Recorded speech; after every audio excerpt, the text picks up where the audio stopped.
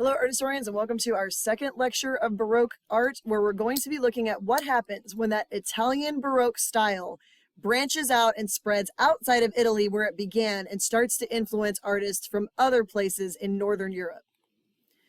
Okay, so even though a lot of those countries we know in Northern Europe are going to be not Catholic, like a lot of them are going to convert over to being Protestant, we are still going to see that Baroque style of painting and sculpture and architecture make its way into these other countries. Now, they may not adopt the same content that the Italian Baroque did. Like in Protestant countries, it's definitely not going to be as religious because they didn't do that. And remember, the Catholic Church would even include scenes in like their Italian Baroque art that the Protestants wouldn't, like the slaying of Judith and Holofernes, or Judith slaying Holofernes. Like that was something that the Catholic Church definitely included, but the Protestants did not. They kind of left that out. So it's kind of a draw for the Catholic Church. But other artists are going to like how Baroque art looks. They may not necessarily agree with the content, but they do like the style. They like the lighting, the movement, the diagonal lines, the fact that it's not just one central focal point, a lot of drama, a lot of emotion. Now, not all artists are going to adopt all of those, but they are going to adopt some of those things into the way that they paint, even if they aren't necessarily Catholic or living in a Catholic country. They're even going to be able to incorporate those like formal elements into things like still lifes, where you're just painting things like flowers, for example. Now, we're going to start with looking at the Netherlands, which we're going to call the Dutch, all right? And we're going to look at Dutch Baroque first, all right? Now, the Dutch in the Netherlands had broken away from the Catholic control, and they had converted mostly to Protestant. The southern areas were still kind of Catholic, but for the most part in the north, this very, very wealthy country that we already saw in the Northern Renaissance is going to go mostly Protestant. And because of that, we're going to see new genres come around, like new different, we're not just going to see history paintings. We're not going to see biblical paintings. We're going to see things like still lifes and landscapes. Remember, we already started to see that with Peter Bruegel and his peasantscapes that he would paint. And Dutch artists are going to incorporate those Baroque painting techniques into these new genres and really kind of, adopt those styles, even if they're not necessarily doing the same religious content that we saw in Italy. So one really good example of this is an artist, Rachel Ruysch, okay? Now, Rachel Ruysch actually got her start as a painter working with her father. Her father was a very well-known botanist, and he actually was an anatomist too. Like he was very good at studying, small things like breaking down plants and animals and, anatomy and things like that, but mostly known for botany. And Rachel Ruysch got her start actually doing paintings of the stuff that her father was studying. And for a woman artist, this was considered okay for her to do still lifes because women were not allowed to see nude men and to study the nude form that you had commonly seen in history paintings or biblical paintings. Like it had a lot of male nude forms and women were not allowed to do that. So this was an acceptable genre for Rachel Ruysch to actually paint in, and she got to be incredibly good at it. She is very well known for tiny, meticulous detail, right? Very natural detail. She's a Northern artist. They're very good at that. We've already seen that with Jan van Eyck. So that's something that's going to continue on. She's very good at oil paint and hiding her brushstrokes. So really creating like this natural, what we would know as photo quality appearance in what she does. But what she adopts from the Baroque is she's very, very good with lighting and shadow and using like that lighting effect, that tenebrism effect to really make the colors that she was painting pop out. Like you can really see it in like the red, like flower that's drooping in the background is kind of in shadow. And then it's almost like a spotlight effect on that white flower. Like you can see where the light source is coming from. So the piece for the 250 for Rachel Ruysch is called Fruit and Insects. And you can see it's a still life. It gets its name because it's a bunch of fruit and a bunch of insects. So we have grapes, we have grain, you can see the grain and the wheat in the background. You see the squash that's there, the gourds, you see the peaches and the fruit. And then there's a little nest in the front with eggs in it, which is symbolic. And then you're also going to see like these insects that are crawling around the fruit, right? And that's not necessarily a good thing. I mean, the monarch butterfly is really pretty, but the insects have a meaning. Now, she got to be so well known for the work that she did. She actually was asked by Dutch royalty, like the big high ups, to do paintings for them. And this was a painting that she was asked to do, right? And the way that she paints using this oil paint, she's very good with those Baroque naturalism and realism, like natural details and a realistic portrayal of how these things would look. Like you can recognize everything that is in this. It looks like it would realistically. She adopts that really good Baroque lighting to be able, now it's not dramatic, obviously, because she's not doing that. This is not a Catholic painting of like a religious scene. It's just fruit and insects. But we can see that Baroque naturalism, that Baroque detail, lots and lots of lighting and spotlighting effects, that tenebrism that they, adopt from Baroque Italy. And she's a Northern artist. And we know Northern artists are very into symbolism. We saw that with the Marode altarpiece. We saw that with the Arnolfini wedding. And we even saw that with Bruegel's painting, Hunters in the Snow, that there's symbolic meaning to it. This too has symbolic meaning, that you have the fruit and the wheat and the gourds and all of these things that are eventually going to rot. So it looks very fruitful. It looks like it's blooming. There's eggs, which shows new life, and that's great, and the promise of new things.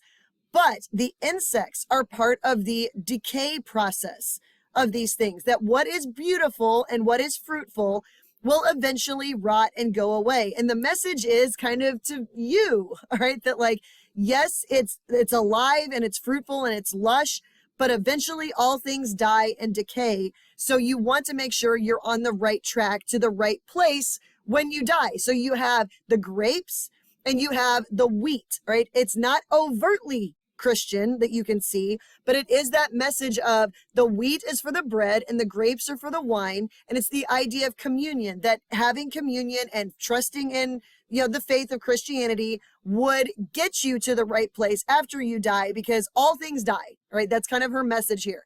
Yes, it's fruitful now, all things die, and you need to make sure that you're in the right place to go to, heaven after you die.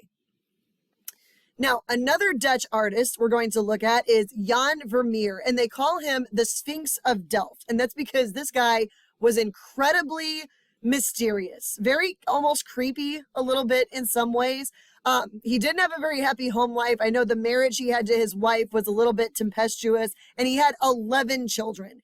So this guy had to work a lot to help pay for his family because 11 children. And so he produces his works very, very quickly, all right? He's known for being very reclusive and kind of isolated, but he's best known for these genre paintings of domestic life of women. That seems to be something that there was in a high demand for by Dutch patrons. Like they really liked these particular scenes. And he's really good at composing his scenes to where it feels like you are kind of looking into the scene, like you are beyond the scene. Like he likes to use like curtains to kind of divide the scene, like you're kind of looking in and observing women doing what they do on a daily basis. It's really kind of weird. All right. So very big genre that he liked, like these domestic scenes that he was very well known for painting. So what is Baroque about him? Number one, he's a master of light. Now it's not overly dramatic tenebrism light, but it's this soft light that filters in from window sources. Like he loves to use windows in his studio to highlight the subjects that he's painting and to have that light reflect off of different surfaces. Like for example, this one, her white collar, you can see even the shadow in the side of the, like where the white like doesn't hit, it's like in shadow back there. And you can see it reflecting off that vibrant blue and also like the milk, like reflecting that she's pouring, all right? This is what he was very good at, is a master of light, but not that tenebrism light, like really spotlight effect, but that soft lighting effect. And what he would do is he would layer on really thick layers of paint, almost like whipping the paint up a little bit so it caught that light. He's also known for using extremely vibrant colors. In fact, one of the reasons he probably didn't make a lot of money is he spent so much money on colors that not everybody had access to. So the Dutch were trading with a lot of people in the Indian Ocean. So they were having access to things like yellows and blues that he would mix to like these incredibly vibrant colors that reflected that light. Like they either absorbed it and it made the colors pop, like this blue and this red, or he would like, and the yellow complements it so well. Like it really makes the yellow draw out from like being right up against the blue. So he's really known for also incredibly natural detail, very natural, very realistic, using that oil paint to get that naturalistic details. He's not overly dramatic, all right? So not like that big emotion we're going to see in other Baroque, but definitely the lighting, the bold colors, and the natural detail.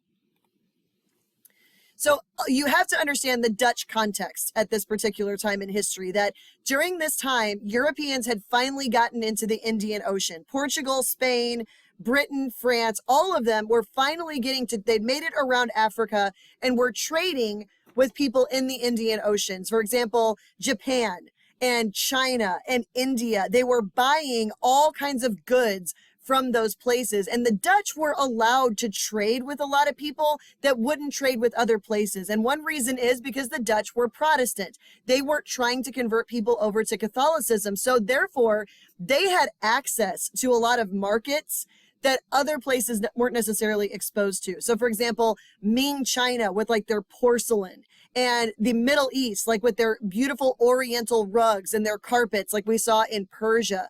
The Dutch had access to this, and they really liked to, in their paintings that they commissioned or paid for, they wanted to see that kind of wealth reflected in it. So we see a lot of really lush fabrics, impressive patterned carpets, like the Ardabil carpet, the bright colors that you could get from trading with these areas, like that cobalt blue, which comes from Persia that we saw made its way into China. And you can see this painting right here, pretty typical of Vermeer, that he's painting for a wealthy Dutch patron. They really liked his scenes of domestic life, of this woman just sitting there reading a letter. She's highlighted by the window. And then there's this curtain, which kind of separates the scene and puts you on the other side of it looking in. So kind of like you're looking into this domestic scene. And then there's these rich fruits on the table, this rich patterned carpet, these fabrics that the Dutch had access to that not everybody did. So a lot of Vermeer's paintings really reflect that Dutch wealth at the time.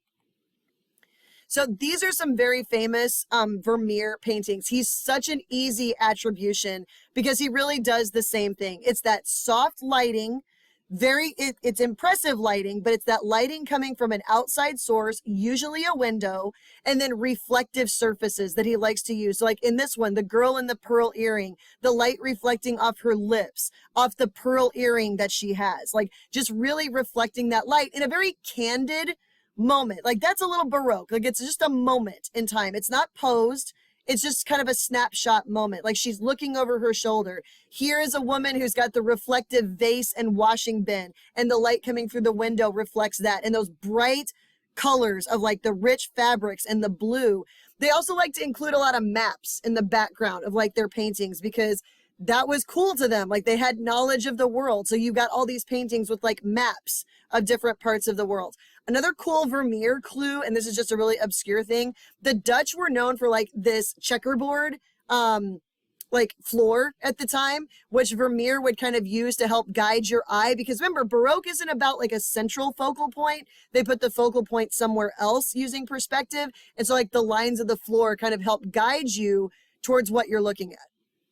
Here's another one, you know, the guy who has his back to you kind of separates you from the woman. So you're kind of looking in on this scene. Here's the window light, that soft window light coming in, so much so you can almost even tell what kind of day it is. And then there's that incredible map on the background.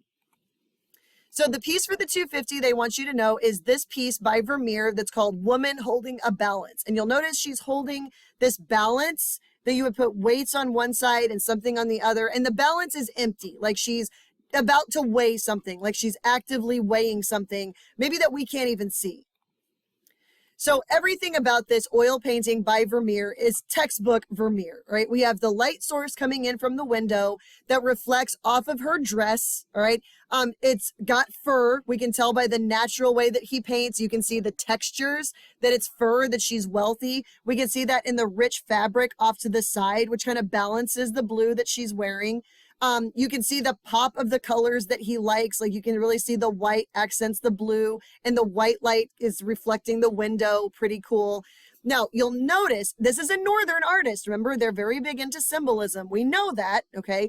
And in the background, you'll notice behind her, she's right in the middle of a framed picture of the Last Judgment. And you can even see that she is the dividing line of one side, the people who are damned, and the other side, the people who are going to heaven. Now, notice that underneath the picture, he frames it in the composition perfectly, that you can see that balance.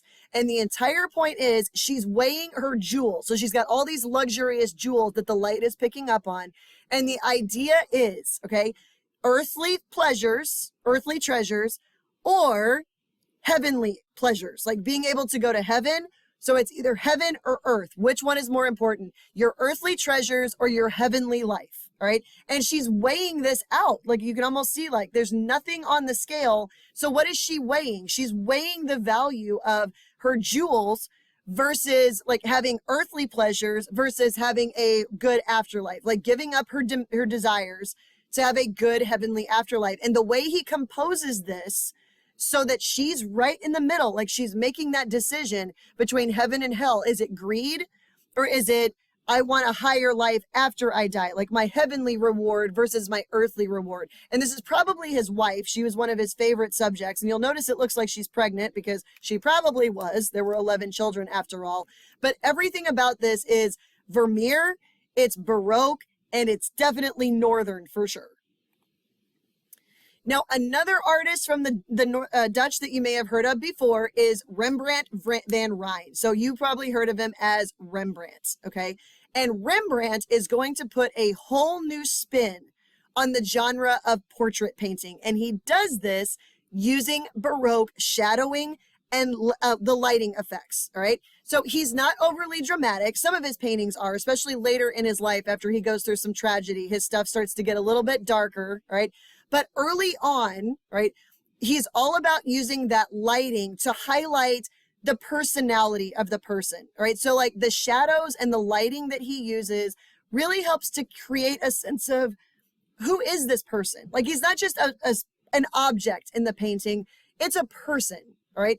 And he does this by using the light and the shadow to highlight the furrowed brow, the grimace, the smile, the hat, framing the face, like the dark of the hat and then the dark of the cloak really frames that face. So you can really see who this person is.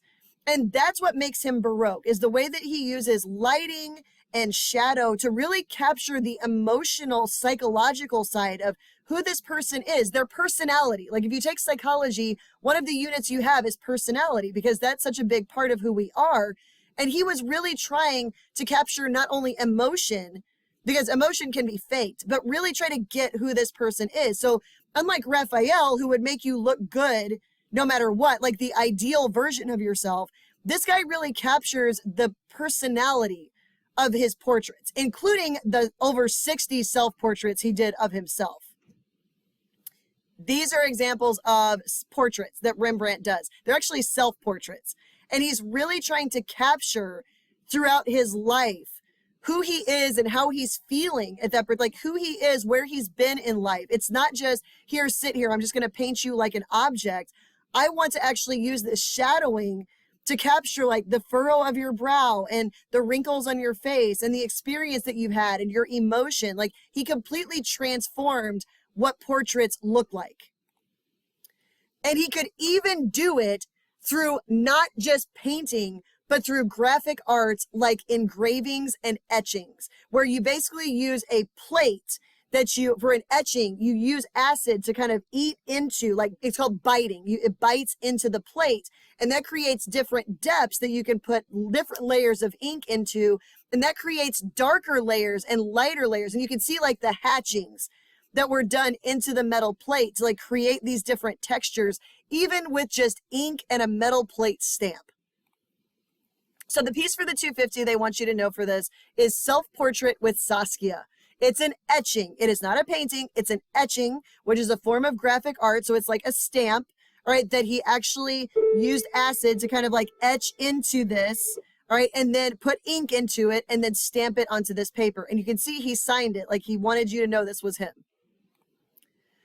Okay, so in this etching, right, he is shown, it's a self-portrait, so of himself, with his wife Saskia. And this is such a different way of showing a marriage. It's not just two people sitting together as a marriage portrait with like her just standing there. It's so much deeper than that, all right? So even in an etching, he's able to capture that shading, that Baroque shading and lighting, like the light is coming off from the side. Now, Rembrandt is shown for the first time ever, he'd never done this before, showing himself doing what he does as a profession.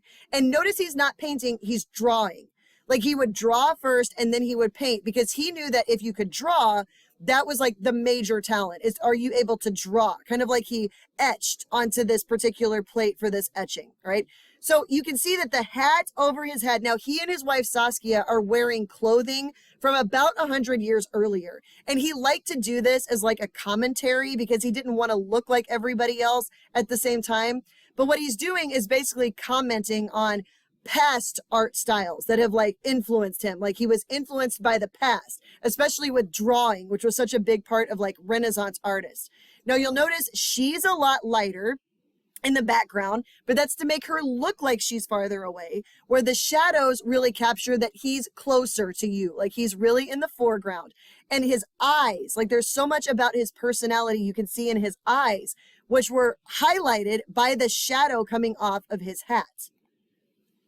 Now, this is a huge twist on marriage portraits. Like marriage portraits before were very formal. You stand here, I stand here. You don't really capture their personality, but there's so much about their marriage that's said in this particular portrait. She's resting, like she's watching him work, and she's like sitting there with her hand on his arm, and she's supporting him. She's his partner in what he's doing. He's shown doing what he does, and she's there supporting him.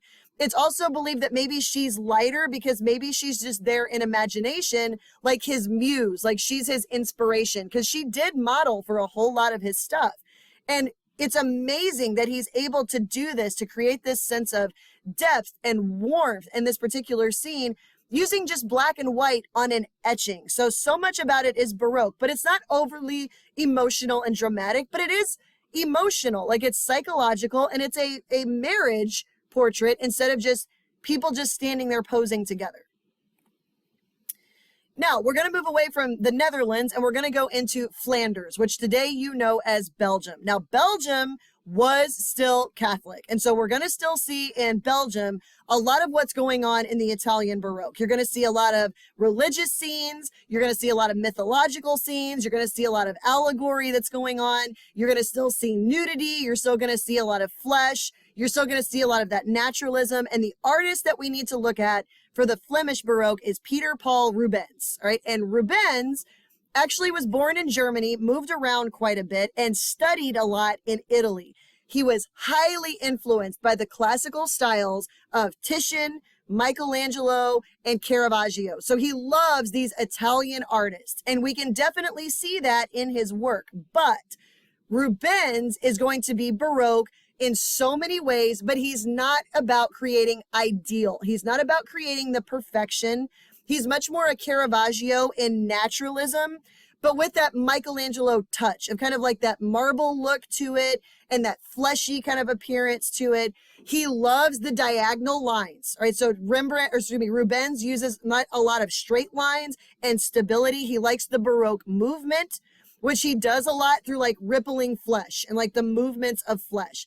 And he likes the dramatic lighting and the emotion, like everything Baroque except it's not ideal. Like he's everything Italian except that part.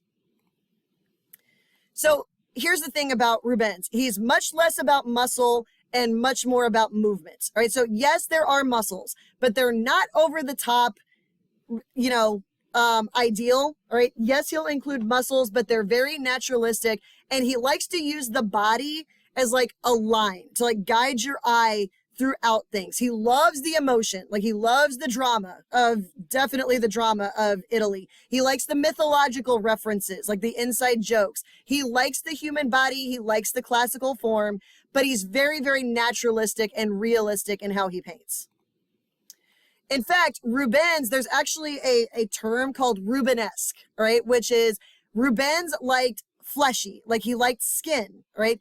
And not the females especially, Rubens liked his women curvy. He liked to show them like soft and delicate and fleshy. You're not going to see Michelangelo's Eve who could kill somebody. Rubens appreciated the fact that not everybody was perfect and you need to paint them as such. Like there's actually a term for it, that it's a Rubenesque beauty is somebody who's curvy and voluptuous, like a Marilyn Monroe. Like it's not an insult. It's, to him, this was beautiful. Like he wasn't going for the classical ideal beauty. To him, this was beautiful. But then on the left side, you can definitely see that naturalism of the body, that he likes to show off the flesh. You'll see a lot of nudity and skin in his stuff. And look at that diagonal line as they're taking Jesus off the cross. And you can definitely see that lighting and drama effect we would see with Baroque art. See, fleshy. Rubens liked fleshy.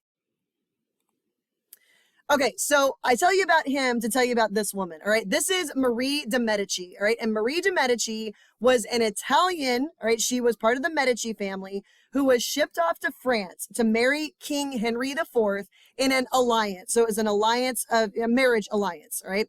And let me tell you, these two did not like each other a whole lot at all. She was incredibly jealous.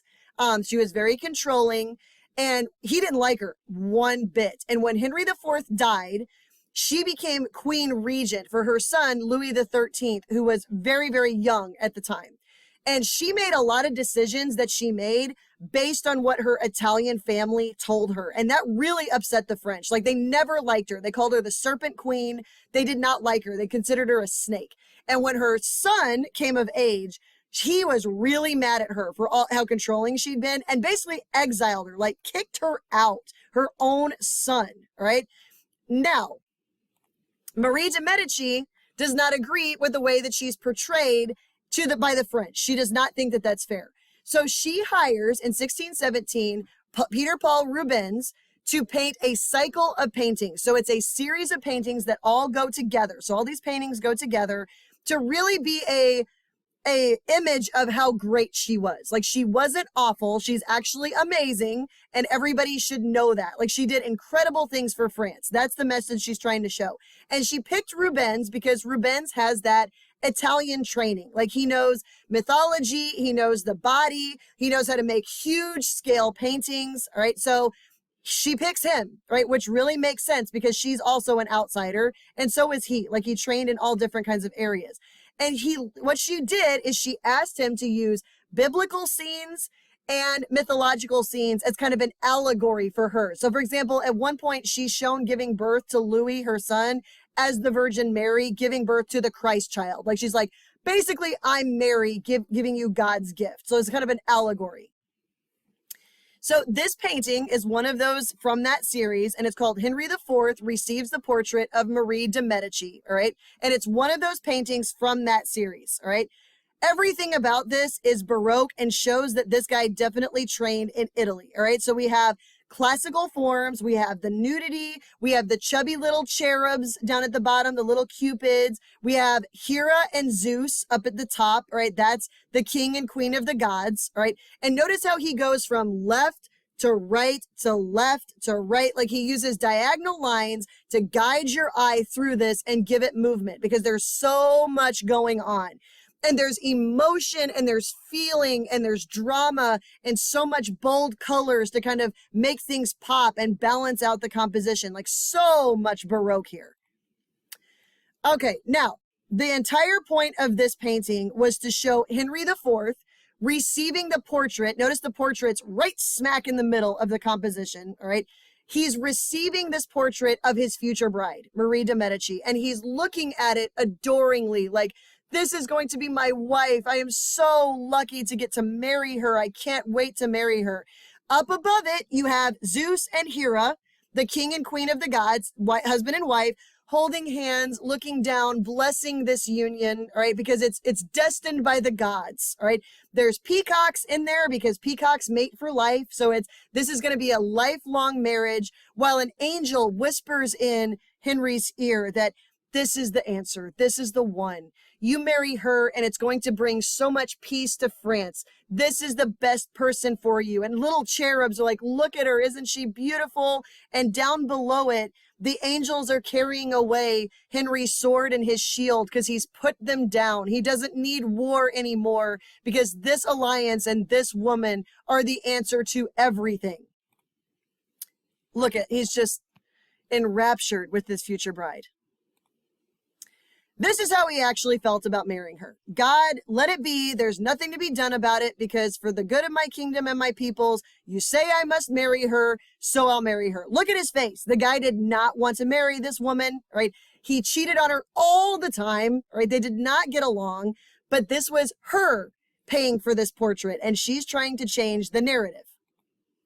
So the irony of all of this is the fact that Henry couldn't really stand her, right? And I don't know if Rubens was trying to make an inside joke here on this, but Zeus cheated on Hera all the time. Like, that was a terrible marriage. They were constantly at each other. So I don't know if she didn't know her history, her Greek mythology very well, or Rubens was trying to make an inside joke, but there's definitely irony in the allegory that he chooses Zeus and Hera, the queen and king of the gods, blessing this marriage. It's not a good look.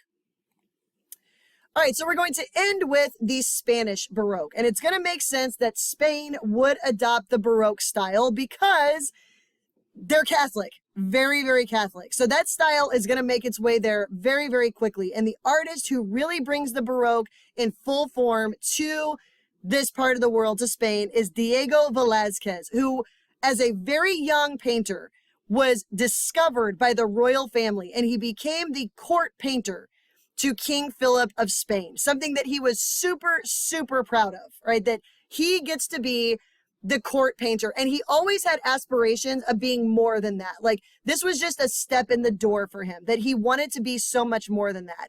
Like Rembrandt, all right, and Rubens, all right, he moves away from stiff portraits. He doesn't like that. He's very into making things look very natural and candid and like in the moment. And he's a master of Baroque lighting, kind of like Vermeer, especially off reflective surfaces, using color and multiple focal points. So for example, he painted standing very, very far away from the canvas. He used like a really, really long brush, and he did it so you would know, you could see his brush strokes. Like, it's very clear he's painting, right? It's a painting.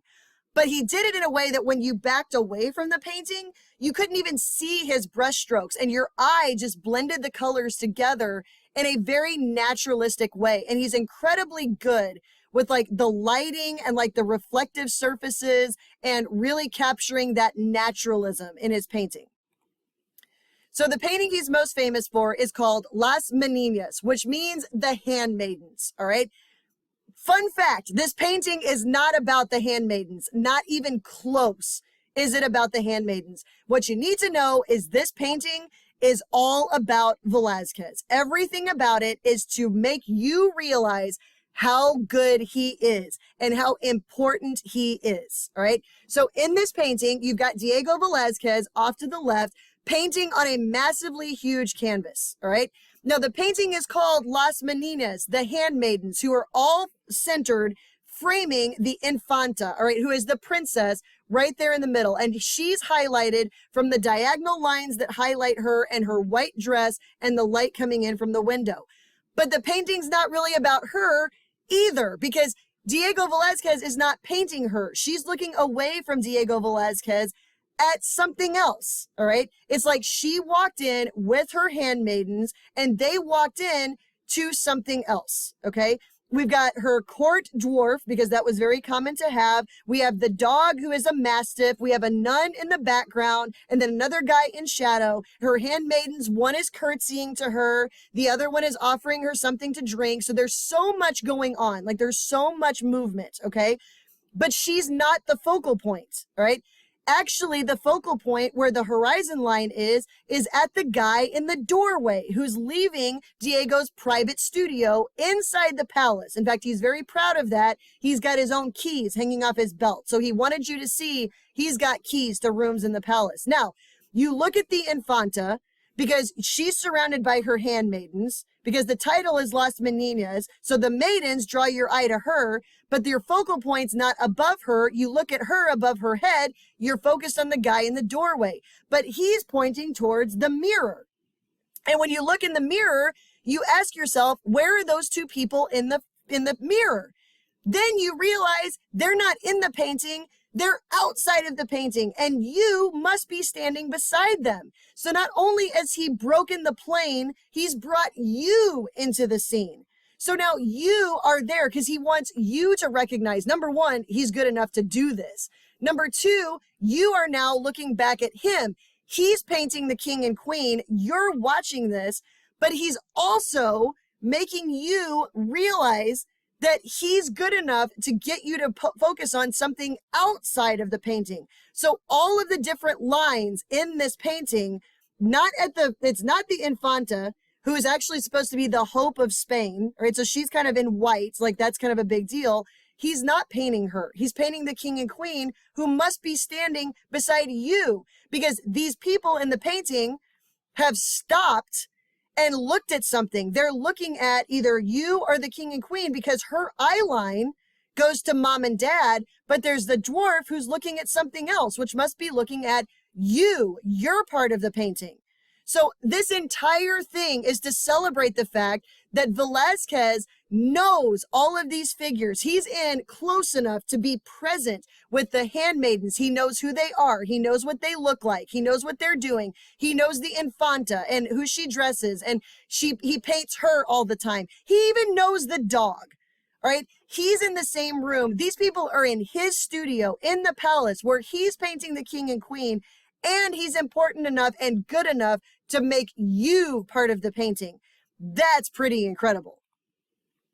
So the composition of this painting has baffled art historians forever. Like, okay, the title is The Handmaidens, but the handmaidens aren't in the center. They frame the Infanta. So you're looking at the Infanta, but he's not painting her because her back is to him. So then your eye goes to the guy in the background. That points to the mirror. But where are the people in the mirror? They must be outside of the painting because they're all looking at somebody, and Velázquez is painting someone, and he's looking that direction in that eye line. So all of this is just to show that Velázquez is that good and he's that important. And in fact, the red cross that's painted on his chest that he has on there is because he was knighted by the king. Like, he's that important. So this entire painting is not about the handmaidens. It's not about the Infanta in the middle, although she is the hope of Spain, right? She's the next generation. It's not about the king and queen. It's about Velázquez and what he's doing with these people in his studio. So you can see here, like, there's the horizon line right there. He uses perspective, right? He wants you to look at everybody, to recognize all of these important people that are in his studio, and he is painting them, including the king and queen, but he's painting them outside of the scene, bringing you into it. He's breaking that plane. You're not just an observer like you are in Da Vinci, where he has that 1-point perspective and you're detached from the scene. You're just looking at it. Here, all of these different lines and not one set focal point. And it's not the Infanta and it's not the handmaidens. The handmaidens help draw your attention to the guy pointing to the mirror, who is the king and queen, who are looking at Velázquez, who's painting them. That's what this painting is all about.